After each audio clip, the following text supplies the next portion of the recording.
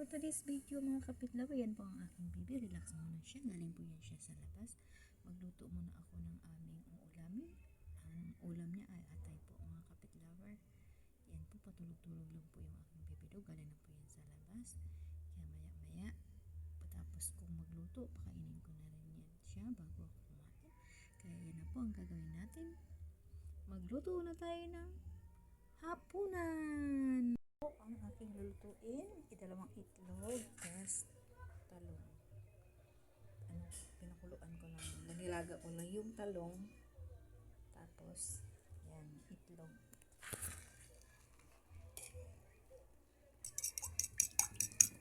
Batiin lang natin mga kapitlaw at lagyan na rin natin ang seasoning. Lalagay natin pitsin. Damihan na umami. Sabay ganun. Haluin ulit.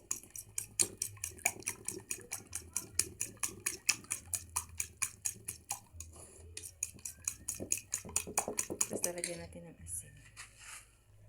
Po mga kapitlaw, asin lalagyan lang natin isang dukot. Isang ano lang siya, yung isang kurot lang. Isang kurot lang na asin mga kapitlaw. Yan, halo-halo lang.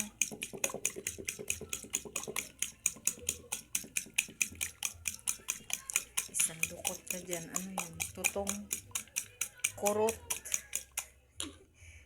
Sabay ganun. Pwede na ba?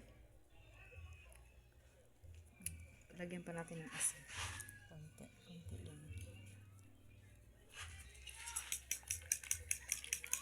Yan. Halo na natin.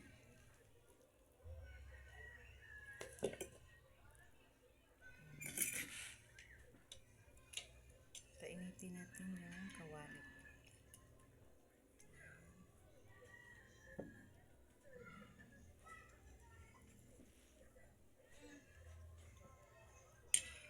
Yan. Gutom na si Miming. Oh, dyan lang isa. Dyan lang. Yan mga kapitlaw. Ilalagay na natin ang talong. Yan ang mga kapitlaw. Yan ang ulam namin. For tonight.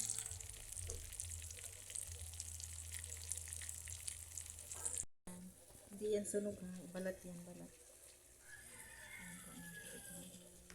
Po siya. Luto na po siya lahat. Yan po ang ulam na 4 na peraso na talong. Kaya po.